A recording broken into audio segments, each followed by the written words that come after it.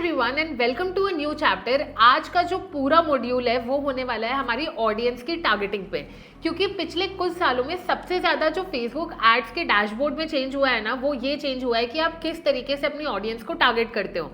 तो आज हम ये भी समझेंगे कि आप क्रिएटिवली और साइकोलॉजिकली अपनी ऑडियंस को कैसे टारगेट करोगे और फेसबुक के अलग अलग ऑप्शंस को यूज़ करके कैसे टारगेट करोगे।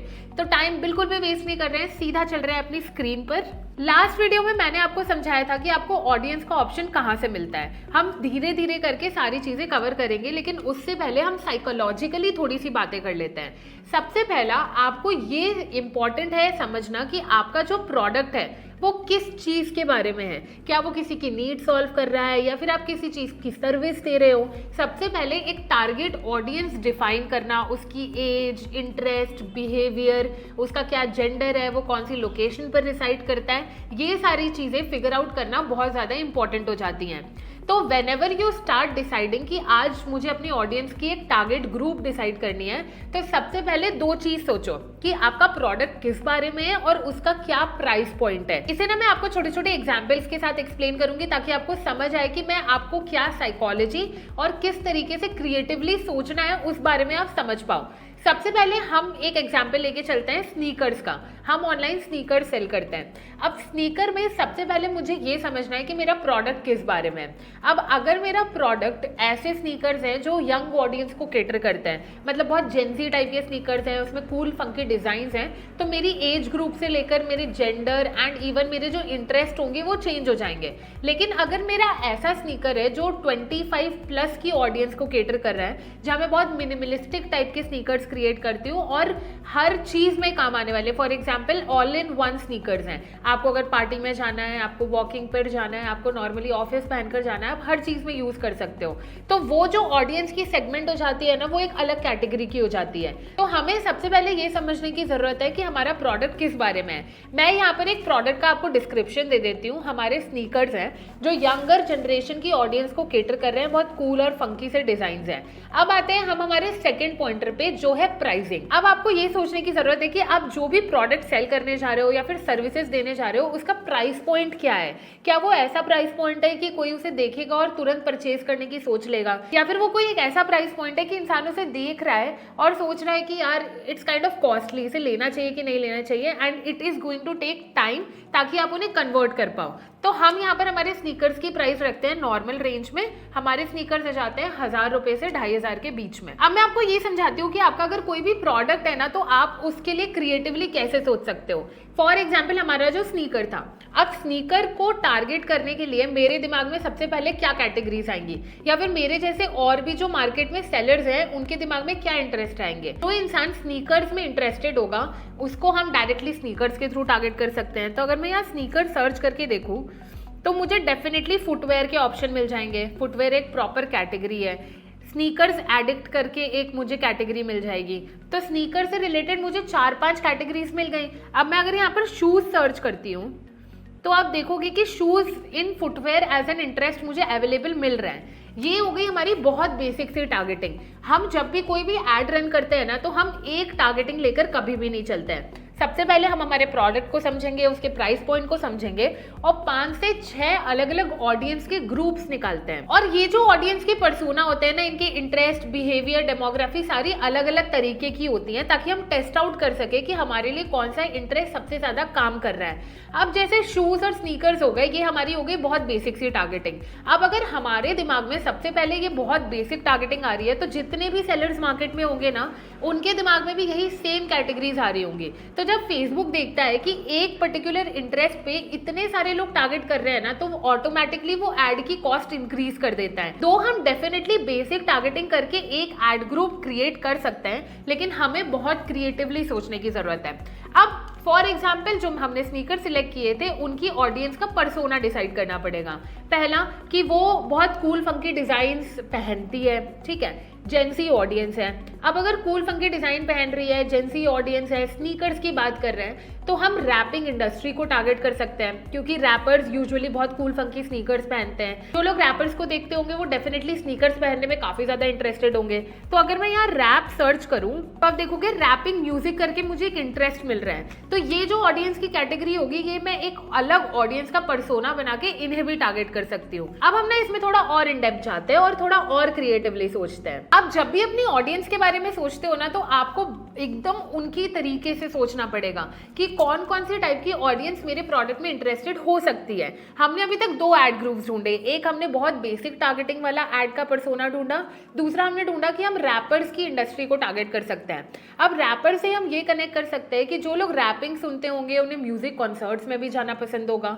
जो लोग म्यूजिक कॉन्सर्ट्स अटेंड करते होंगे वो डेफिनेटली यंगर एज के होंगे, 18 से 35 के बीच में होंगे, जो ये सारे म्यूजिक कॉन्सर्ट्स अटेंड करते होंगे। तो अगर हम यहाँ पे म्यूजिक कॉन्सर्ट एक बार सर्च करके देखें तो देखो हमें ना यहाँ पर एक इंटरेस्ट मिल जाएगा।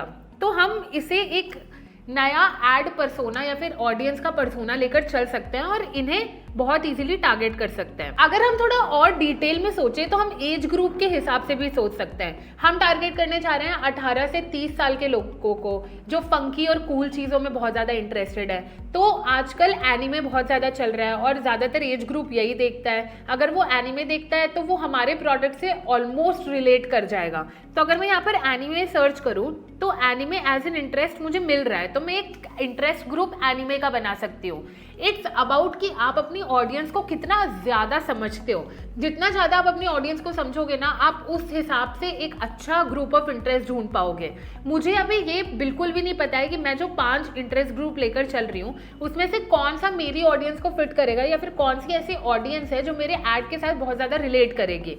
अब मेरे को ये भी समझ आ गया है कि मैं बहुत कूल से लोगों को टारगेट करने जा रही हूँ, तो मेरा ऐड भी उसी हिसाब से क्रिएट होना चाहिए। ये बात भी आपको ध्यान में रखने की जरूरत है कि ये जो आप इंटरेस्ट बना रहे हो ये सारे के सारे आप एक ही ऐड में मत डाल दो, क्योंकि सबके ऑडियंस के पर्सोना डिफरेंट है। सबको आपको अलग तरीके का ऐड दिखाना पड़ेगा। तो आप इन इंटरेस्ट को ना अलग अलग ऐड सेट्स में डाल सकते हो और उनको अलग अलग ऐड शोकेस कर सकते हो ताकि सब कुछ आपकी ऑडियंस से रिलेट कर पाए। अगर आपको प्रोडक्ट बेस से थोड़ा बहुत समझ आ गया होगा तो मैं आपको लीड बेस के भी वर्जन से एक थोड़ी सी चीज समझा देती हूँ। सपोज करो आपकी ना ऐसी सर्विसेज है जहाँ पर आप रियल एस्टेट एजेंट्स को केटर करते हो, मतलब आपके जो क्लाइंट्स होते हैं वो मोस्टली रियल एस्टेट के होते हैं। मैं अगर यहाँ पर मान लो रियल एस्टेट सर्च भी कर रही हूँ तो आपको डेफिनेटली वो इंटरेस्ट ग्रुप मिल जाएगा। देखो यहाँ पर as an employer, as a job title आपको रियल एस्टेट मिल रहा है, तो आप डायरेक्टली उन्हें टारगेट तो कर सकते हो।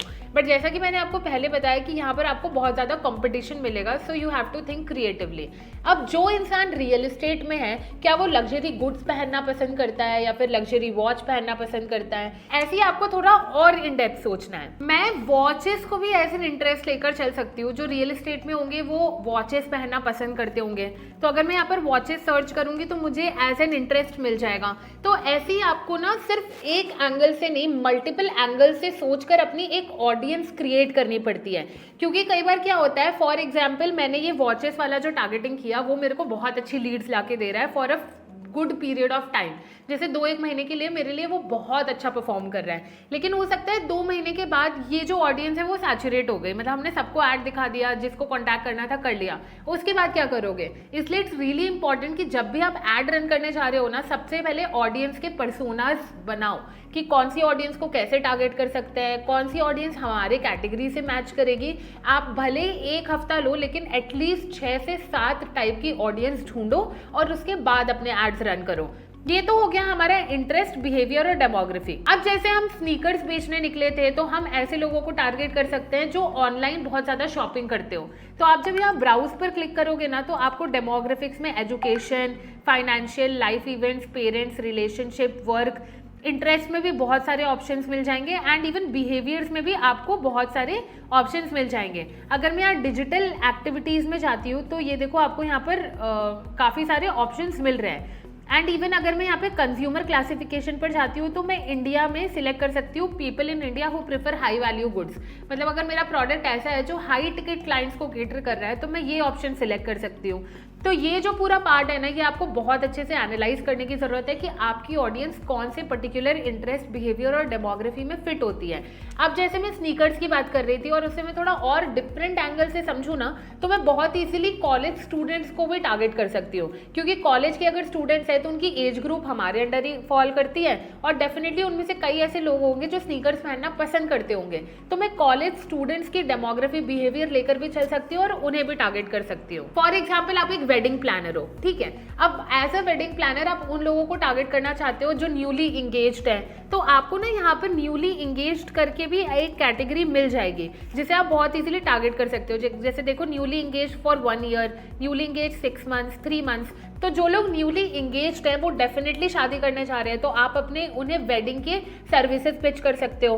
तो आप ऐसे भी डेमोग्राफी टारगेट कर सकते हो। एंड अगर आप एक ट्रैवल की कंपनी हो, लोगों को टूर्स पे भेजते हो या फिर एक पैकेज बनाकर क्रिएट करते हो, तो आप जो न्यूली वेड्स होते हैं, जो रिसेंटली अब हनीमून पे जाने वाले होंगे, उन्हें अपना ऐड दिखा सकते हो। जैसे आप देखोगे, न्यूली वेड के भी आपको यहाँ पर बहुत सारे डेमोग्राफिक ऑप्शंस मिलते हैं। तो ऐसे आपको सोचना पड़ेगा कि कितने डिफरेंट एंगल से मैं अपनी ऑडियंस के बारे में सोच सकता हूँ और उन्हें टारगेट कर सकता हूँ। जितना ज़्यादा क्रिएटिवली आप सोचोगे और उनके पर्सपेक्टिव से सोचोगे ना, आई एम 100% श्योर कि आपको बहुत अच्छे इंटरेस्ट, बिहेवियर, डेमोग्राफी मिलेगी जो आप टारगेट कर सकते हो इन फ्यूचर। ये तो हो गई हमारे बेसिक टारगेटिंग कैसे होती है उसकी बात। अब जैसे मैंने आपको बताया था कि हम स्नीकर्स बेचने जा रहे हैं, तो हम यहाँ पर एज ग्रुप सिलेक्ट कर सकते हैं। हम एज ग्रुप स्टार्ट कर सकते हैं 18 से लेकर 35 तक के लोगों को तो आराम से टारगेट कर सकते हैं, तो हम अपनी एज ग्रुप वो सिलेक्ट कर लेंगे। लोकेशन के बारे में मैं आपको लास्ट वीडियो में काफी कुछ समझा चुकी हूँ, लेकिन फिर से मैं रिपीट कर देती हूँ।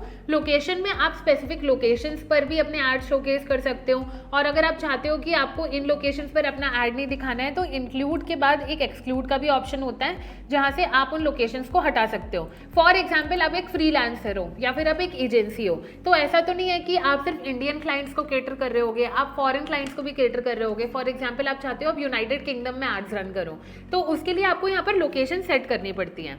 जैसे आप लोकेशन सेट करोगे उस हिसाब से वहां पर वो ऐड शोकेस किया जाएगा। तो अगर आप लोकेशंस के बेसिस पर भी लोगों को टारगेट करना चाहते हो ना, बहुत इजीली कर सकते हो। ये सबसे ज्यादा काम आता है लोकल बिजनेसेस के लिए। फॉर एग्जांपल, भोपाल में ना अभी एक कैफे खुला होगा, तो वो कैफे वाला पूरे इंडिया में ऐड रन करके तो कुछ नहीं करेगा, उसे सिर्फ भोपाल पर ऐड रन करने पड़ेंगे। तो वो यहाँ पर भोपाल सर्च करेगा ना, तो यहाँ पर उसको वो कैटेगरी मिल जाएगी, उसे सिलेक्ट करके वो सिर्फ भोपाल में दिखा सकता है। अब ऐसा हो सकता है कि उसका बिजनेस ऐसा हो कि लोग 40-50 किलोमीटर से उसके बिजनेस को देखने नहीं आएंगे, तो यहाँ पर आपको ऑप्शन मिलता है कि आप रेडियस सिलेक्ट कर सकते हो कि भोपाल के आजू बाजू कितने जगह से लोग आ सकते हैं। फॉर एग्जाम्पल, भोपाल की कोई स्पेसिफिक लोकेशन है, फॉर एग्जाम्पल एक लोकेशन है जिसे यहाँ हम रोहित नगर कहते हैं, यहाँ रोहित नगर गुलमोहर एक ऑप्शन आ गया, ठीक है।